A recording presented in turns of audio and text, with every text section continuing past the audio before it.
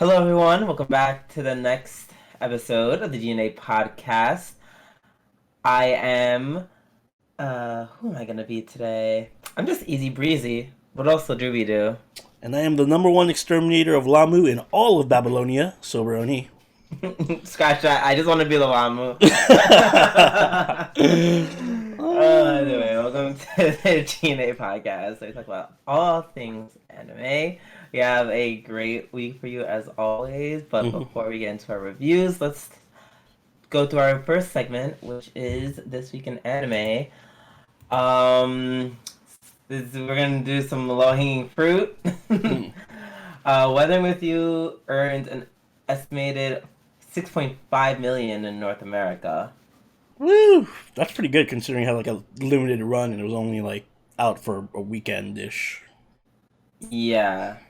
So it debuted in NA on January 15th and ranked number 2.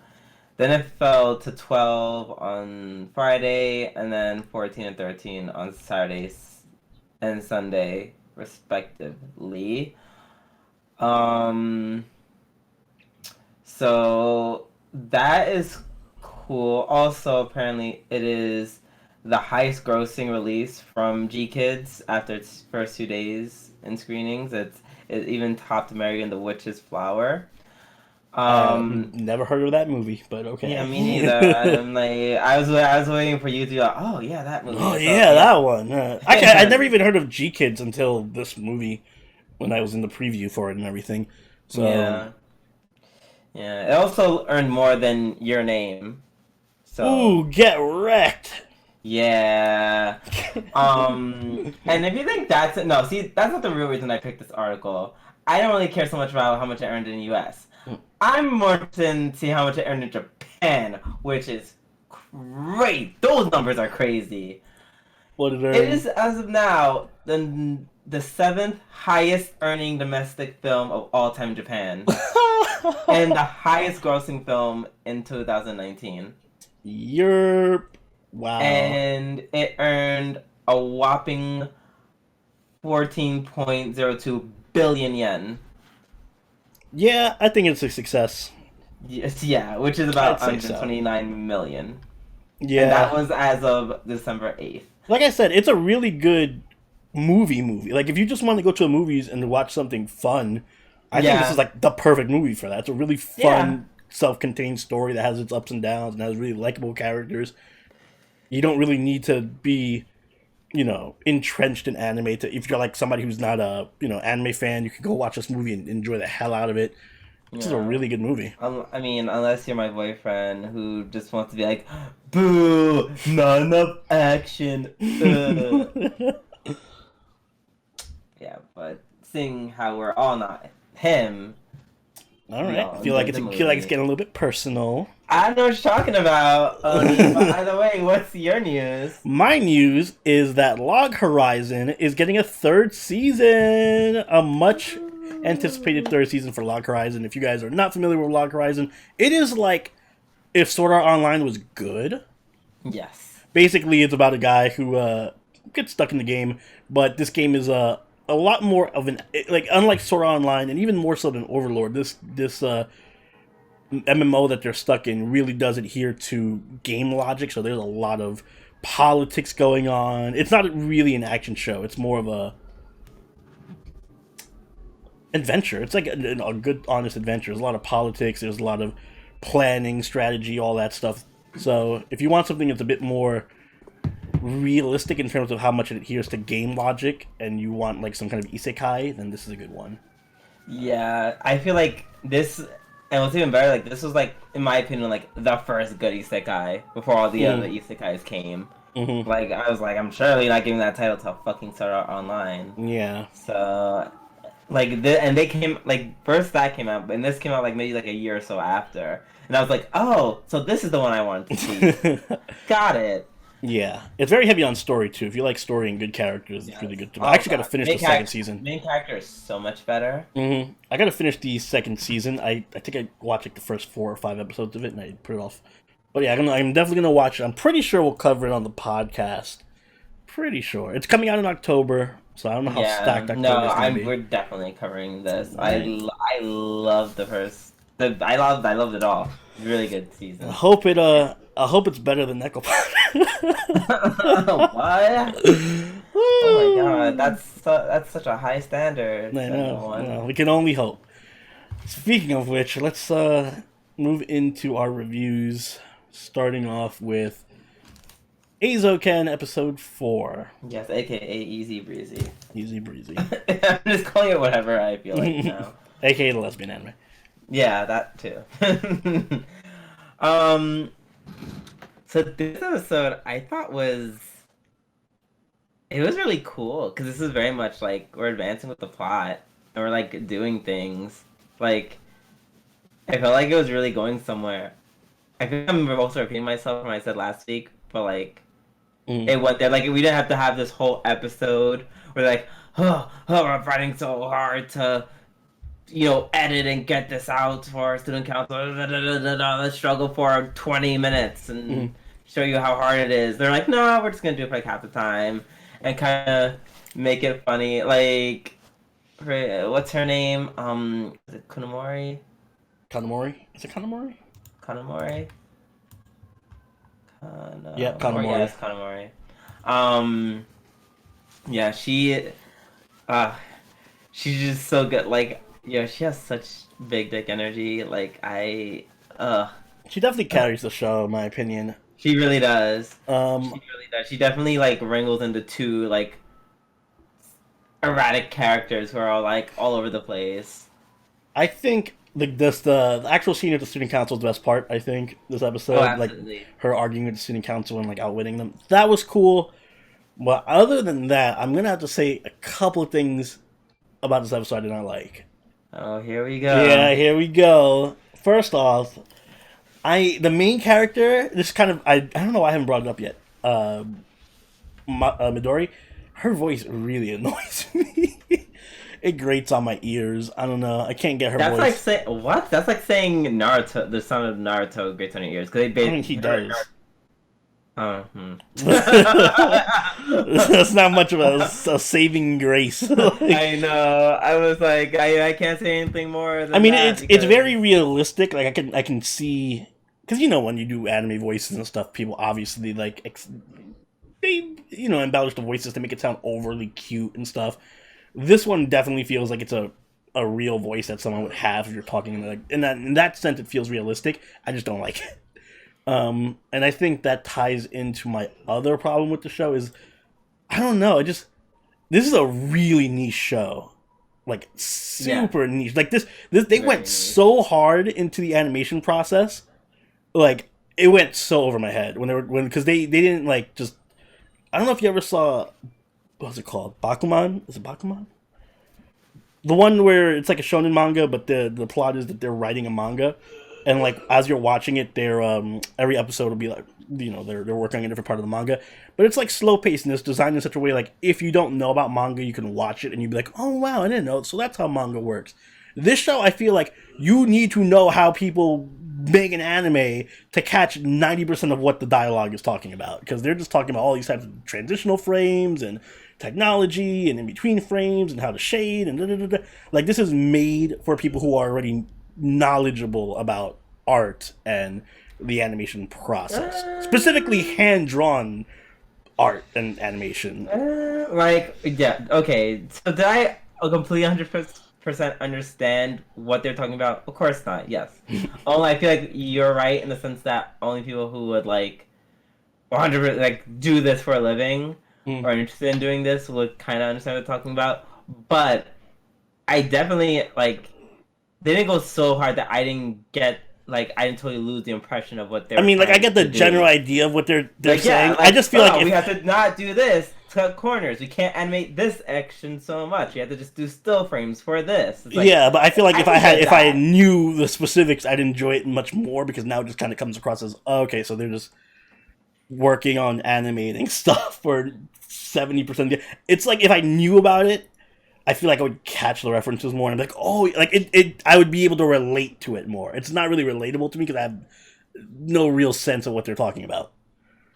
Oh, well, I don't know. I feel like I don't know. It's like I feel like I can relate to it. It's just like, yeah, it to me it just feels like any other anime where they're just like, oh my god, we have to get this meet this by the deadline. How are we gonna do this? Da da da da. And in this case, this anime just goes a little bit more into detail because that's kind of what the whole series is about. Yeah, but I feel like it leans on that as its strong point, like because it clearly there's parts of the episode where the parts of the episode I love and the series that I love are when it concentrates on its characters, like Kanamori and the other girls. Those are the best parts. Whenever it starts, like the first half of the episode, it's just about them doing animation. It fly like I can't. It really does bore me. But yeah, when it actually gets to the characters and the characters start driving it instead of them animating and talking about animation, that's when it becomes really good to me. Okay, fair points. Or, yeah, fair opinions. But yeah, no, I mean, other than that, I guess it's definitely a stylistic show. Definitely very. This episode in particular was way over there. First of all, I didn't think I was like super bored by the first half. Like, yes, it wasn't like the best part by any means, but definitely when the second half started coming, like when they were in, basically in student council, shook up like the other half of the episode, and then they started not just going the back and forth, but then when they showed their like finished product, that was so neat. Like that was really cool. So I was like, it's definitely worth it. Like it wasn't like the first half was so like mind-numbingly like. Oh it's a slow burn though. It's like it builds up to that moment, which is a really good moment. You just have to make it through the first half. Yeah. But but I see what you're saying. I do hope they introduce more characters. I did like the student council girls. Yeah. Shout out to the black girl who knows what the deal is.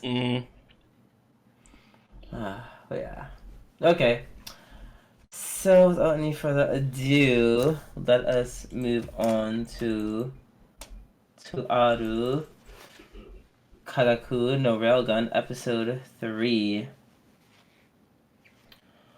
So I like with every episode I watch of this, I get really upset how this and the original 2 Aru series are connected, because this is so much better. I literally am just loving this every single episode. Literally from episode 1, I'm enjoying this. It's just more fun. It is so much fun. Like I don't know, all of it was just so fun. Like, just so much on like the Misaka clone, and the random terrorist dude, and then I love how like they were like, oh yeah, we're right. Like I love that they end up beating like the all girls school. Like, you know, totally like subversing like what you think would happen. Yeah, I like all the little clever traps that they laid out to get the Tokiwadai students, like the dude with telekinesis and stuff, and the girl hiding in the bushes.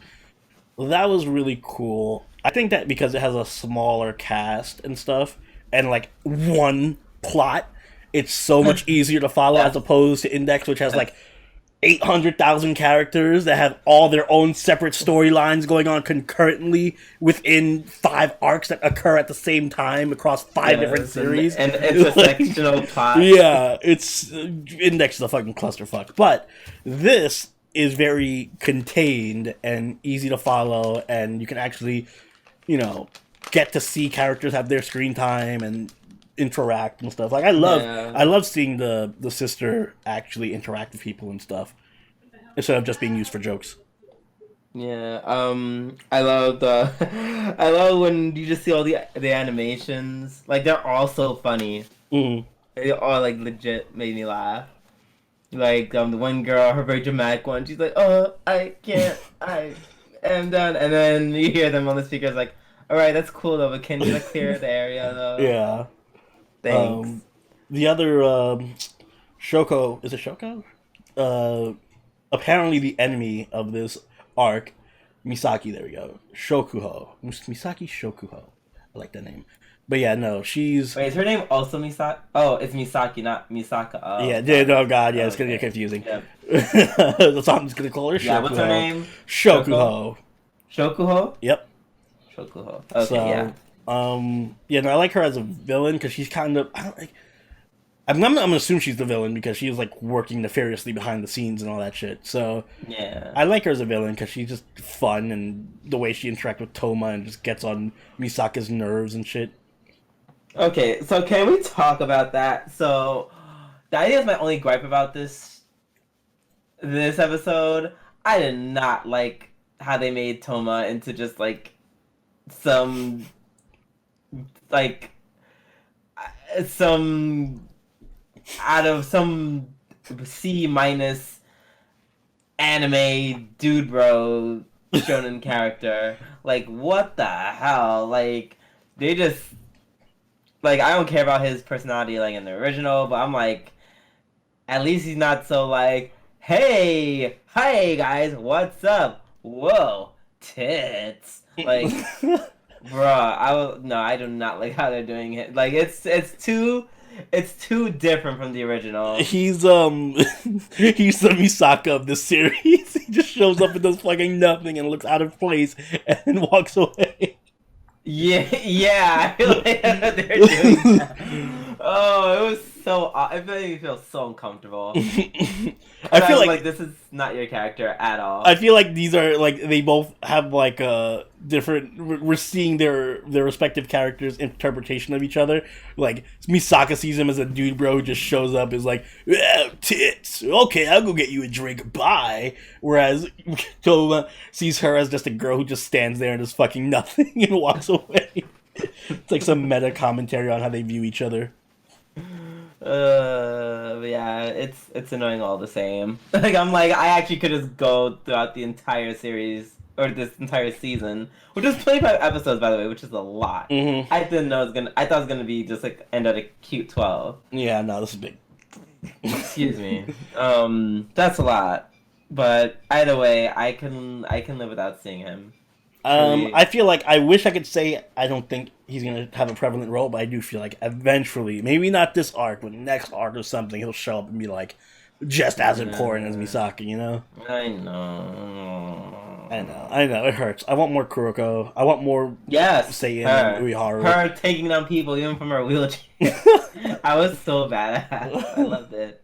And again, I like seeing all these different powers that everyone has. That's not just I say a prayer and summon demons or some shit. Yeah, exactly. Like summoning meteor. Like I like these really cool, practical, fun powers that are just like interesting and thought provoking. Like like the mind control that Shokuho has, or the telekinesis, but they have different levels of it. That's not that thought provoking, but I mean, you can use it in interesting ways. Yeah. Listen, there's only so many ways you can use the power to summon angels and shit. There's only so many ways you can use I mean, you could just tell people what to do. Like that's it. Like yeah, but we could do like an Inception situation where maybe the whole time she was controlling someone. You know what I mean? There's like more flexibility. I feel like this is crossing into Kogia's territory very quickly. Good, I like Kogia's. I'm just saying, there's a lot more room to work with her power than but my point is that it's been so overused. Like that power's been done into the ground. Mind control, literally done into the ground. If they use it creative enough, I'd like it. If she just pops out and is like, mind control, I'm controlling her. I think it just occurred to me she's definitely gonna mind control all the sisters. That's what she's gonna do. Fuck, I didn't think about that before. Oh no. She's definitely gonna mind control all the sisters. That's why she's so interested in them. Yeah, she's gonna be like, tell the one sister, hey, you should gather all your fellow sisters to this place. Mm-hmm. And then Misaka's gonna be like, I can't hurt my fellow sisters. Okay. I see where the plot's going. No. I see where the plot's going now. No, they already died. And then Accelerator will make his cameo and be like, watch my show. Season 2 announced next month. Bye. Bye. Stay tuned for 2 hours season 4. They killed like 3 more clones.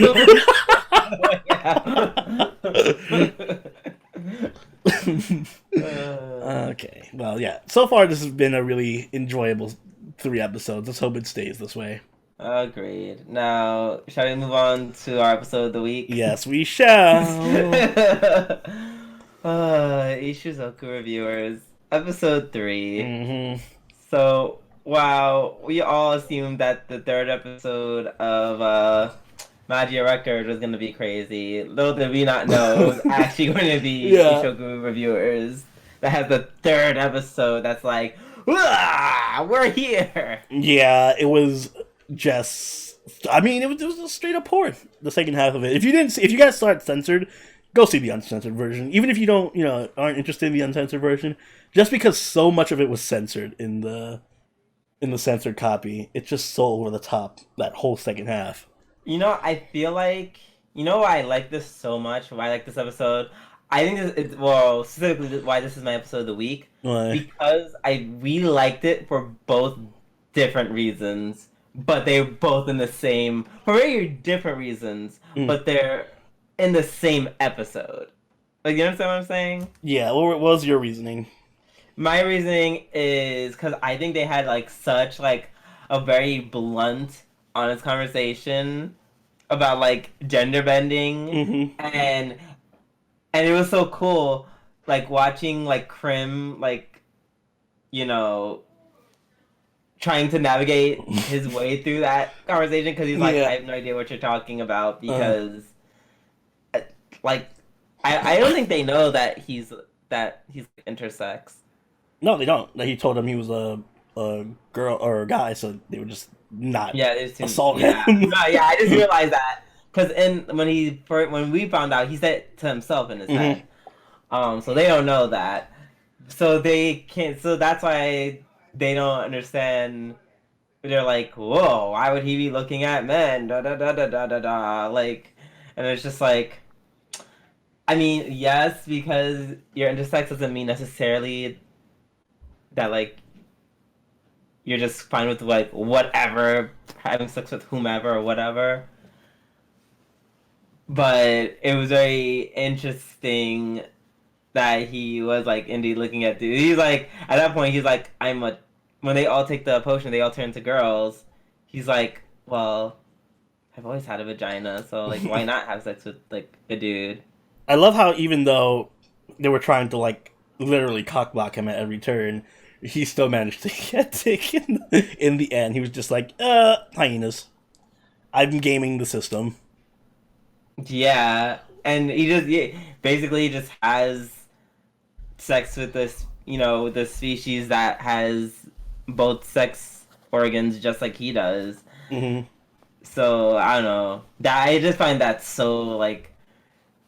I feel like they explored something that's very like, like it's an actual topic of like contemporary discussion that could be had on a more serious note, but they did it in such like a light, funny way. Yeah. That wasn't like, super like, this is still a guys anime about men and we start to be straight and want to have sex with women. Like, I mean, yes, all the other guys act like that because they're just like, cis hetero men with like just a penis. So it makes sense why like they're all like, no, why would we want to have sex with a dude even if we're a girl? Da, da, da, da, da. Which makes sense that a guy who just turned into a girl would think that. Yeah, and I liked it because of the tits. So yeah, exactly.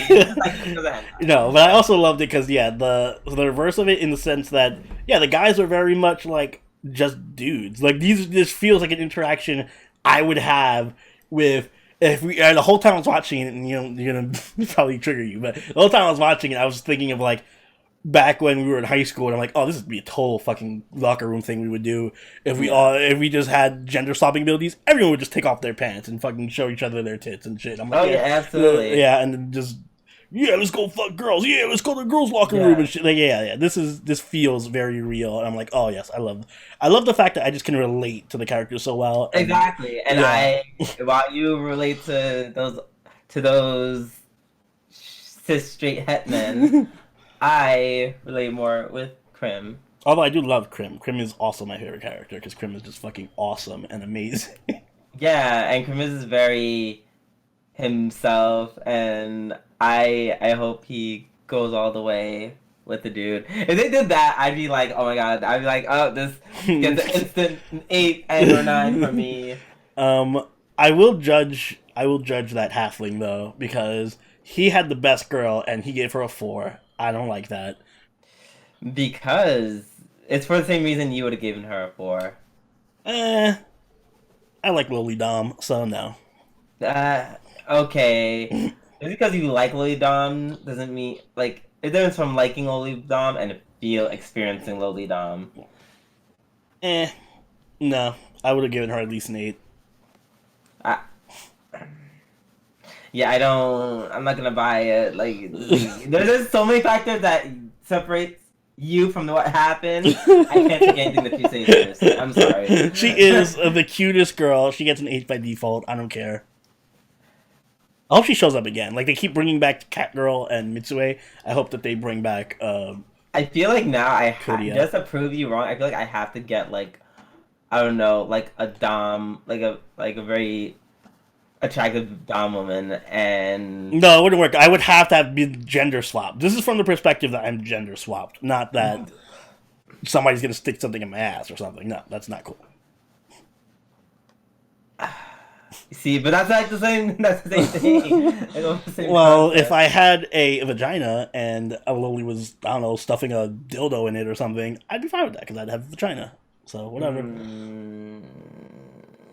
Okay, so we're gonna say, I feel like we have to save Demonetized. this whole thing for like the hentai podcast as to why. This is Like, secretly a plug for a hentai podcast, guys. Yeah, it's so weird because I could see why the halfling didn't enjoy it because it's like there's so many things you have to take into consideration, and I think, to me, to you, you're just like, oh, you just took the dildo and just jammed it in there and just kept going in. And to me, I'm like, oh, of course he didn't like it. She just took the dildo and just jammed it in there. Like, we take two different things from that. Well, listen, it was very rough. They did show like the close up of her just like drilling it in, and it looked like she did not go in soft. So exactly, fair enough. Point. Can't but do that. she's trying to be down. She's trying to give pain as well as pleasure. You know. Well, that's an not acquired. That's how the halfling ended up. He did not. That's not what he wanted. I think that's the problem. He didn't see that coming. He just got another halfling who was very, yeah. That was weird. That whole scene was very like, it was funny but also very uncomfortable. The slime scene was good too, though. I like the slime scene. It was good because I just wanted someone to enjoy the experience. I didn't want them to be all like, yeah, we're just men who just don't like stuff being inserted in us. Meh, meh, meh. Like, if they would have done something like that, and you end the episode like that, this would not be my episode of the week. Not at all. Well, I'm glad Zell and Krim both enjoyed their experience. I feel like Stunk enjoyed it too. He was just being I'm like, yeah. He is a typical like man who just can't like admit that he likes stuff. Out of fear of like the stigma of it all, because I'm like, how do you give it a 5 when you like came? like, if I say something, that's at least a 7. That's at least bare minimum 7. Okay, right? I'm like, if I drink something that describes my gender and then someone gives me an orgasm because of it, like, yes, like. I mean, yes, you can have lame orgasms as a man, but I don't think a woman could. I've never heard a woman say, "Oh, I just came." The end. Like, I've never met a woman who's just been like very whatever about achieving orgasm. So. Also, can we acknowledge that they just had a vibrator in the medieval fantasy world? They just had like a battery powered vibrator, whatever. It wasn't battery powered. It was magic. Magic, got it. Yeah, sure. This show's just the show's great. It was so great. Like, I literally can just keep talking about forever. Oh my god, when Krim drinks the scene and they did like the whole like elephant. Yeah, it goes to the clam. I was like, really, really. Mm-hmm. I'm glad the show's pushing the boundaries too, because definitely, I think the creator went out of his way to be like, listen, I'm trying to see how far we can get with ecchi anime going into. This is going to be like a cornerstone of what I'm trying to do. I'm trying to set the ecchi market. So yes, Good on him. It was very, yes, this episode was very yaoi. Well, yeah, it was yaoi friendly. Yuri friendly. Ish. Yes, very, very friendly. Come on, the next episode, more Bara titties. We'll see. We'll see. Actually, I know what's gonna happen next episode. It's gonna be also very fun, but I won't spoil it. So. Wait, but is okay? But at the very least, is it gonna be Bara titties? No. Not my episode, at least. All right. Well, with that said, let's move on to something that is also complete 180. Madoka! Moving from sexy to creepy. Episode 4. Did you say it was creepy? Yes. Isn't that the same? Like, that's a little redundant, no? No, I said we're moving from sexy to creepy. Oh, from sexy to creepy. Gotcha. Yeah. The beginning scene, I still love you walked into Mama's shop, and then she's like, I'm just gonna close the door. And she's like, oh, you're here. And Like, get in here. Yeah, and you just see her ear. I was like, oh, shit. Face. Oh my god. And then when she just literally just craps all over her food. Like, like, how is it? She's like, it's just okay. It's a 50 out of 100, you know. Oh my god. Listen, if I eat anywhere and I think it's a 50 out of 100, that is not a good thing. Yeah, I'm not eating all of it, definitely.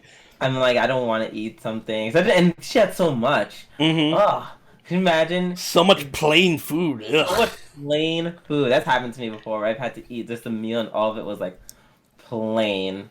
I kind of want to I want to see her very transform into Gordon Ramsay and just be like, it's fucking raw! Just fucking throw the soup in her face.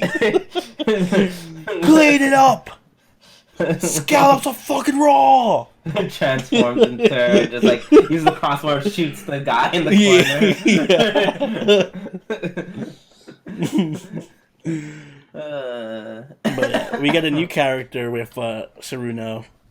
She's cute. She's very genki and exciting, which makes me think she has a very tragic, tortured past. I'm sure she probably accidentally killed someone or something and is like really sad on the inside.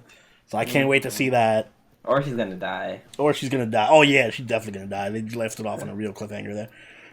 And actually, I like the little bits of interactions we got with I guess I'm gonna call them the main girls, the Reina and I forgot the other ones. Kaede, yeah, like her feeding her and shit. That was cute.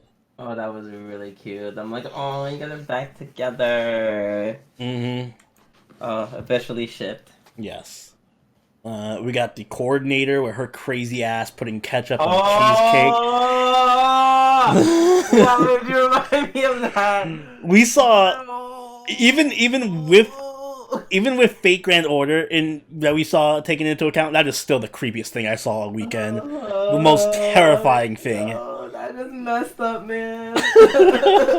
You can't do. You just can't do that. Ketchup on a fucking cheesecake, gross. Oh my god. Ketchup on cheesecake, and then just put some other stuff. Like, yeah, she put Skittles and shit on it. I'm like, all right, you're crazy. Get the fuck out of here. I'd rather have a witch here than you. Oh god, like I'm literally going to like panic every time I see episode of the Oh my god, I hope Mommy shows up and they eat together and Mommy gives her a cake and she puts ketchup on it and Mommy just fucking slaps the shit out of her. And just shoots it and she lights that bitch up. How fucking dare you put ketchup on my cake. Oh my god, I'm just like, I feel like they're gonna come and she's gonna have like a nice omelet from somewhere. She's gonna eat it and she's like, you know what would be really great with this? Whipped cream. Yeah.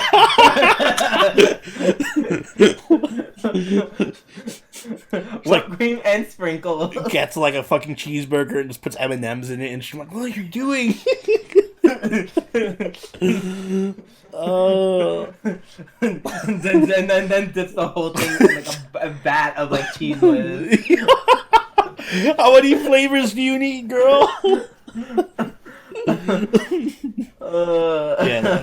that was the best part of the episode. That was not the best part. I literally had to have like, Oni, wait, hold on, go back. Yeah. She did not do anything she just did. I was trying so hard. I was like, you know what, maybe it's like a nice strawberry sauce. No, you saw the tomato on the bottle. No, you saw the tomato sign on it. They did that on purpose because they wanted to hurt me. Yeah. Other than that atrocity, the rest of the episode, I did love the Yachio food shopping Oh my god, segment. yeah. That was so funny where you think she's about to solve the mystery and she's like, no, I need your help. I need to take advantage of all these sales. Mm-hmm. Time limited sales, we must go. Yeah. But I did love the seamless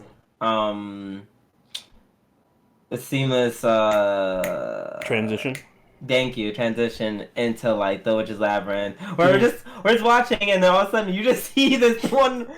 I don't even know what to call it. This like cutout person, like in the light blue, just like pushing a cart, like yeah. And I'm just like as if it's totally normal, and I'm just like, oh. Yeah. I'm like, that must suck. Imagine you're just chilling, doing random shit, and every day you just randomly walk into a Witch's Labyrinth, like you're just checking out groceries, you look up at the clerk, and it's a blue cardboard cutout with rainbow designs and shit, and you're like, oh, yo, fuck. I would get scared. Yeah. All the time. I'd be like, oh, shit. Like, yeah, no, I couldn't do that. Going to a movie theater, suddenly monsters pop out of the screen or something, and it's so inconvenient. Really... Yeah, like, you look to your right, left, and, like, the seats just start, like, floating in the air or something. I feel like being a magical girl in Madoka is just taking a tab of acid every morning and waiting for it to kick in at some point in the day. Oh my god! Oh god! I think this anime just officially ruined acid for me. Yeah, no, please don't do acid and watch this anime. I know. I'm saying, if something crazy like this, if I see this, and I think of Monica, like someone's gonna die. Oh yeah, no. I'm gonna grab the first weapon and be like, y'all all need to die. Witches. Witches. And that's why I go to jail. Mm-hmm. Yeah. Oh, but at the end of the episode, we do realize that there's something that happened between Yachio and Tsuruno. Mm-hmm. Tsuruno, is that her name? Yeah. Yeah, Tsuruno. Which led them to not be friends anymore, and I guess it is probably the death of like this one girl that you see at the end, Mafuyu, I think her name was. Yeah, I'm pretty sure Tsuruno killed her or some shit. I don't know. We'll figure out next week, which I'm looking forward to. I hope mommy shows up though, because they kind of like teased her at the end of episode 3 and just didn't do anything with her this episode. Oh so. Yeah, no, she'll be there. I feel like she's coming next episode. Hope so. Me too. All right. That was great. Now it's time to deflate ourselves talking about Nekopara. Fun's over. Yeah. Time for Nekopara. Episode 3. Let's see what happened. Coconut was being cute as normal. Mm-hmm. I liked how she was trying to be the quote-unquote big sister, but she kept failing. And then who was the other girl that always fights with her? The cat that always fights with Azuki? her? What? Azuki. She's the only one with a Japanese name. Yeah, that's why I'm shocked. I was like, no, what's her actual name, though? What's her actual name?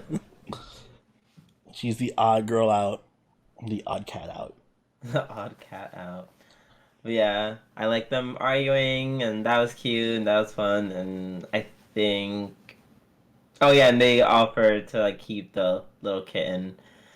Even though they definitely spent all the last episode saying that they can't keep any more this cats. dude's a fucking liar. I don't trust their owner at all. He's like, I never said you couldn't keep the cat. I'm like, bitch, you said that in the first episode, and the whole second episode was about how they couldn't keep the cat, so she's staying with the other family. What the hell's wrong with you? You explicitly said you couldn't keep the cat. Now it's okay? Psh. Keep hold of your plot, Nekopara. It's not like this is a complicated plot. Yeah. That's all you're getting out of me. Oni, do you have anything more to say about this? Chocolat. Chocolat was cute. I feel like my girl Vanilla is getting shafted because she hardly ever gets any time to herself. It's always focused on Chocolat and the other cats. Yeah, but Chocolat's just so stupid. She is. She was doing a bunch of stupid stuff, like putting on her shirt backwards. I feel like she's getting dumber every episode. That is one thing I do look forward to. What stupid thing she's like putting like boiled larva or whatever shit on her toast, and I'm like, that doesn't even look like jam. What are you doing? She's just. I'm waiting for the last episode where she's just, I don't know, not even capable of walking straight or something. She just drinks poison and just drinks. She's like, oh, what is this, catnip? No, that's bleach. Catnip's not even liquid. I feel sorry for Chocolat. She needs help, but Manila needs screen time, and she needs to get it now. I feel like that would make the show a lot better. I don't know. It's hard to come up with things to talk about. The cat they named Sugarcane. I'm not a big fan of her. She doesn't have any lines. Doesn't do anything. Yeah, she doesn't do anything. They repeated the thing of her getting lost like 150 times. Like, oh, Sugarcane's lost. 2 minutes later, wow, Sugarcane's lost. 2 minutes later, Sugarcane's lost, guys. 2 minutes later, oh my god, now she's really lost. She left the house. Like, all right, we get it. I didn't notice how many times it happened. Because, she gets lost a lot. She just disappears.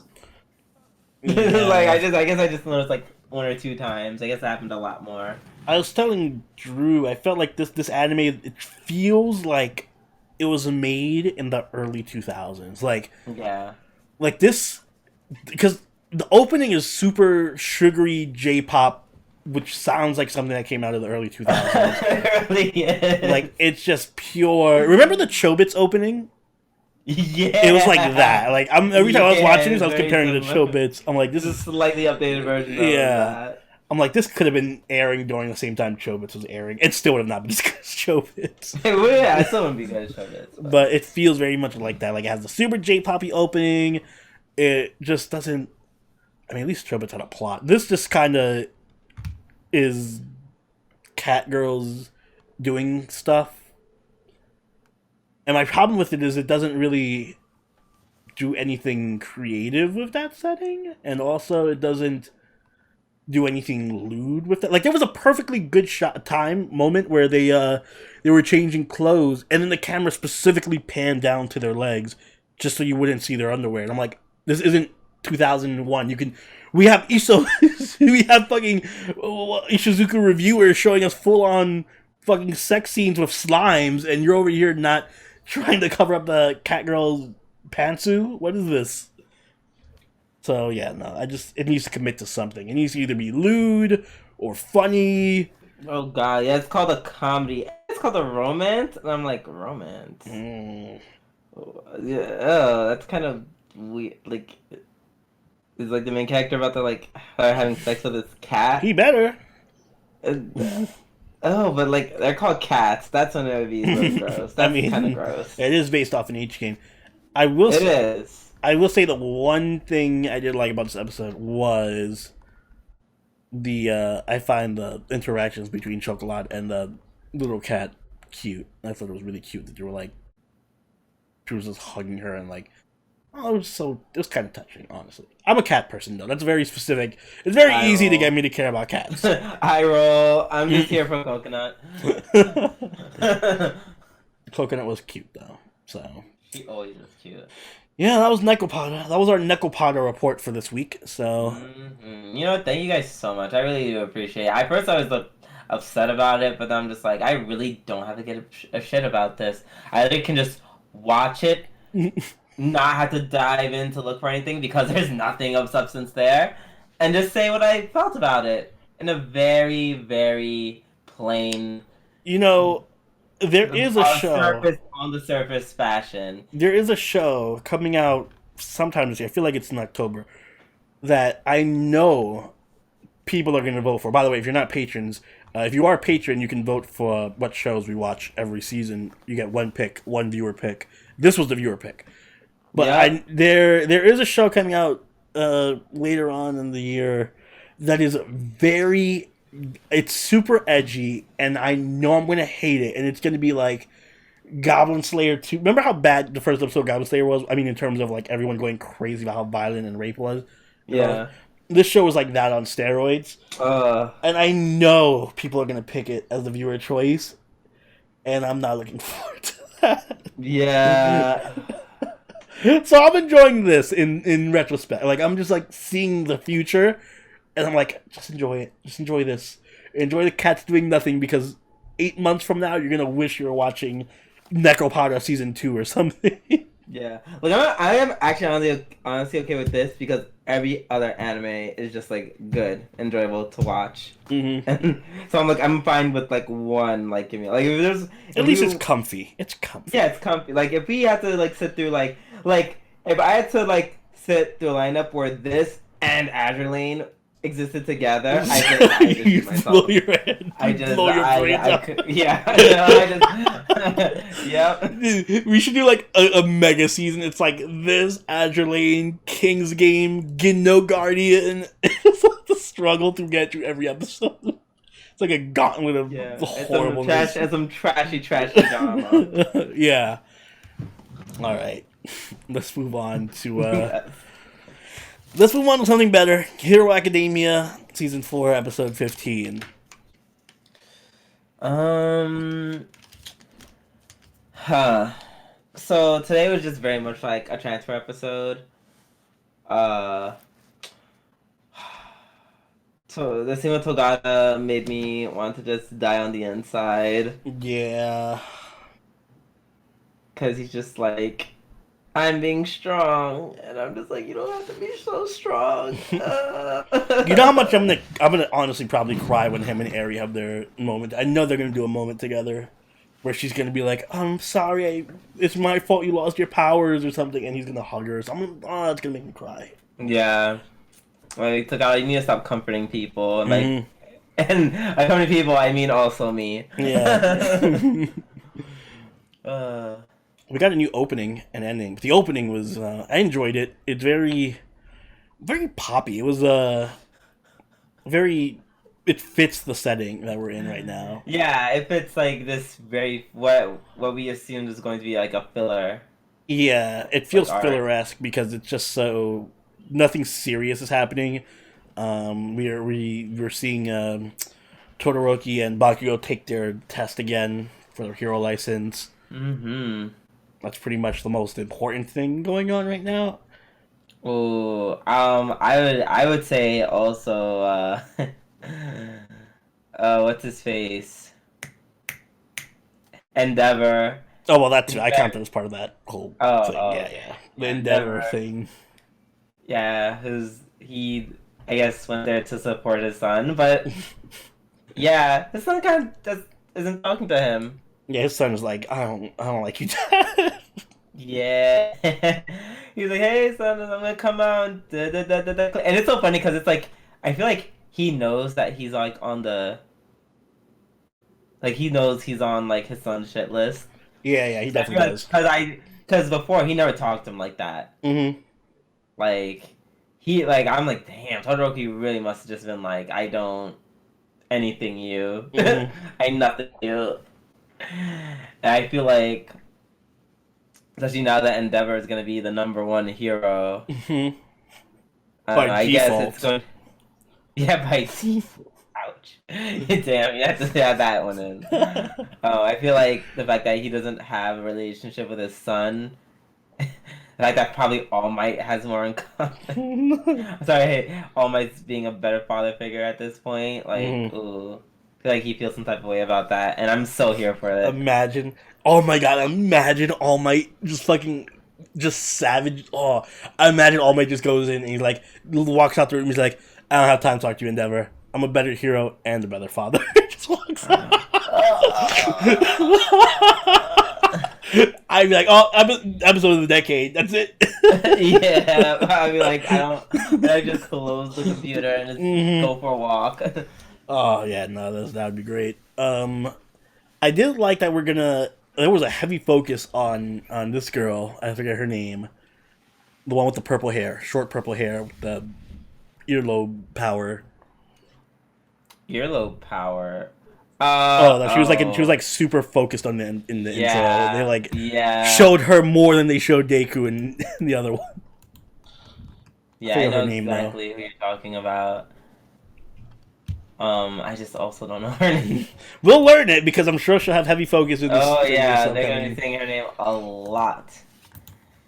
But yeah, it's very interesting because they haven't really listened to her, or we haven't really gotten a lot of her arc. Mm-hmm. So I guess this is it, so to speak.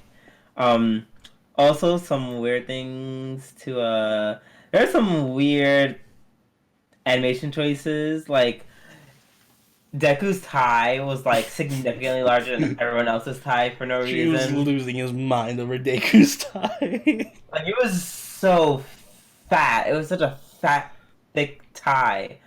Like, everyone's just like, oh, this is normal tie. And it's like, ugh! Like, it looked like it's about to like explode or something. Maybe it's a metaphor. That he doesn't know how to tie a tie. It's a metaphor. It's a metaphor for his struggles in life for tying ties. Yes, that's what it is. Yes.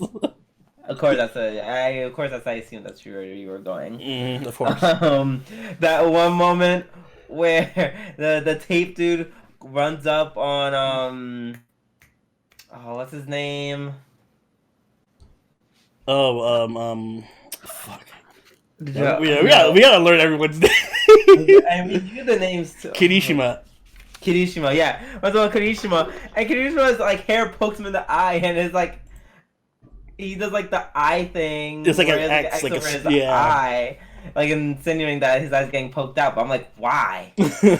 Why did that have to happen? It was a weird like style choice. I'm like, this is not Hero Academia's style per se. Whatever. This is like something that I would see from like Easy Breezy. Mm-hmm. And I did love Momo. Momo was great. Yes, in her 5 seconds of screen time. Momo was serving looks for days. She said, "Let me go get that tea," and I was like, "Ugh." No, come back into frame, please. Yes, your hair is perfect. It was beautiful. I love you, Momo. So great. Oh, and her fashion was so cute. Mm-hmm. She's giving you like, I'm a mature woman who may or may not be ready for dating and to get married and to be a mom, but I'm still really beautiful. Yes, she is great. Speaking of which, the ending was great. I think that was my favorite part of the episode. Yeah, because we were just obsessing over the older versions of like not just the heroes but the villains as well. They did like a slideshow in the ending, like all the like villains when they were younger and some of the heroes when they were younger and stuff. Toga looked adorable, but also still psycho in middle school. I'm guessing that was middle school fiction. Batshit insane. She looked. I told one, I'm like, she looks like she's about to kill 2 of her friends. Yeah, she's like smiling, and her friends are behind her, but she like looks insane. Like a Yandere smile. Like I'm like, but why? But why? So. Yeah, if somebody could identify everyone that were in the pictures, that'd be great. Like, there's a link that shows all the people in the pictures. That'd be really cool. That would be awesome. Now with that out of the way, let's talk about our final anime of the podcast, which is Fate Babylonia, episode 15. Yep. Yes, episode 15, which I am desperately looking for. Here we go. AKA Lahmus everywhere. Lahmus on the loose. Lahmus on the loose. That's the name of this episode. I'm sorry, I'm gonna write that down real quick. Yeah, go for it. Title of this podcast. Even though I've had some great titles that some of them are written down. What were they? Oh, I forgot. Girl, you know how many episodes we've done at this point? Too many for me to keep count of. So yeah, the memories, the little flashbacks to like the 2 sisters was that was something. It really added to, to like the final moments of like Gorgon and Anna. Yeah, that was a bit of a tragic. I'm glad it opened up with like a big fight scene and everything. Mm-hmm. And I did. Oh, that was so sad with Anna. I think they did that well, like showing the whole transition between Anna and Gorgon and Senno and Uriel and the flower headdress and everything. Like that was handled tastefully. But I don't know. I just felt like that was a really fast-paced scene. Like the fight, the whole Anna fight with Gorgon and all that stuff happened in like the first 5 minutes of the episode. Well, that's the whole thing. Like we, as people who watch the game, we know that this is not like. I know it's not a super long, drawn-out scene, but I feel like for the purposes of the anime, it would have been a little better if they fleshed it out a bit more. Because my problem with this episode in totality is that it felt really fast-paced. Like, they just went, we need to get to the Lahmus. I don't know, I personally feel like there's nothing really in between. It literally in the game. Excuse me. Yeah, like, I know, it's like, that's how it happens in the game. Yeah, you beat them. Dirty C, Lahmus. Like, literally in that order. Yeah, but it works. What was the point? It works in a game. I don't know if it works as well in the anime because it just feels kind of just like quick and disjointed. I don't know. It just felt like there could have been disjointed. It's literally like one let in, like they're all connected. Gorgon had to die so the sea could happen. Yeah, but it was really fast paced. Like we went from that to we had look at all the things we had in one episode. We had Gorgon and her whole flashback, and then Anna dying, and then we had Enkidu showing up and his quick spat with them. Then we had the Lahmus attacking. Then we had Siduri dying, which they touched on very briefly. And then we had them fighting the Lahmus in the other areas. Then we had him meeting Siduri as a Lahmu. Like, it was just a lot of stuff happening in this episode. So where would you have liked it to have stopped? I would have personally done it in such a way that the fight with Gorgon and Anna was longer. It doesn't necessarily have to be action, but just like stretching out maybe her past memories and stuff would have been nice. And then ended it on Siduri dying. Like basically when Fujimaru was talking, like, where's Siduri? And then Gil was like trying to like brush it aside, and he was like, she died. Then you end the episode. I feel like it would have had more weight. Because they felt like they really brushed past it. He was like, yeah, she died. Don't worry about it. Fuck off. Like, don't worry about it. She died. Now, go back to the plan about the Lahmus. So, I don't know. It just felt like, all right, we could have lingered on that a bit.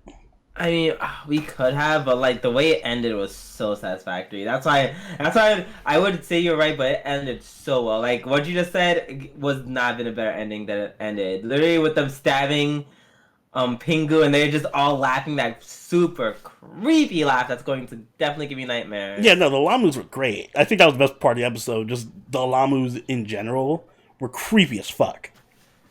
So creepy. Why do you have to have like little anime like girl voices? Like anything but that. Did you see the translations for what they were? Somebody translated what they were saying. And no. It's even creepier when you actually hear it. They're just like kind of like kids because they're stabbing people and you're like, oh, how do these people move? Like that guy who's like ripped in half. Their conversation is like, oh, how's he move? And it's like the Lahmu rips him and says like, oh, this is how he walks. Oh, okay. Or they're like stabbing people and they're like, oh, why is his insides pink? It's like they're just experimenting with people and like when Mosh hits them with the shield, they're just like, oh, that's hard. That's fun. They're just like kids. Which I can believe that when they were just like they stabbed him and then they're just like, yeah, Sumaranai, like. That was, yeah. No, it just ended so well. Like, yeah, no, it did end well. I just would have liked if it was paced a little bit better. Girl, they only got 5 or 6 more I know, but it should have been a 24 episodes. Who ends on 21 episodes? It should have been a 24 episode series. Either way, I'm not saying it was a bad episode. I just wish it was paced better. And the Lahmus make up for it anyway because the Lahmus were just fucking. They were way better in this than they were in the game.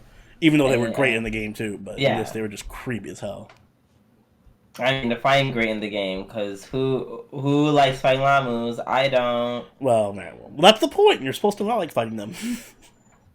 Yeah, no, because they're just annoying to kill, and they're like a billion, a whole army of them. With as much as FGO recycles enemies for like events and stuff, I'm surprised we haven't seen any more like Lahmus show up again. because they realize they're like, oh, we put too many. We fucked up. We put too many. Like I feel like they didn't even go this hard with the dragons in what you call it, in Orleans. I think it's because Orleans is just a shorter chapter compared to Babylon. So, like, there were so many fights in Babylon. So, yeah, they had to spam Lahmus everywhere. God, Lahmus everywhere. But, yeah. Either way, good episode. Alright. And do you have anything else you'd like to add? Take us away, maestro. Alright then, guys, if you enjoyed this episode of G&A Podcast, make sure you hit that like button and subscribe so you can catch this podcast as it goes up every week. If you haven't already, do follow us on Twitter, follow us on Twitch, and follow us on Discord. All of those links are in the description down below. You can also donate to us on Patreon, like all these lovely patrons on screen right now. You get yourself some nice, lovely perks, like access to the Midnight Channel, which is our member-exclusive Discord channel, as well as the ability to, have your name written up on top of the screen right now. And you can even join us for a live watch of Babylonia. We watch it every week, every Sunday, with our $5 patron. So if that sounds interesting to you, please do consider donating. And Drew, do you have anything you'd like to add? I just got a notification from Twitter. So, yeah, follow us on Twitter. We do fun stuff. But other than that, I hope you guys are having a wonderful day, night, or morning, wherever you are, and watch some anime. Guys, go on Twitter and also watch some anime. Wise words from Drewby Do. Until next time, this is Soroni, and Drewby Do. We'll see you guys later. Later! Bye!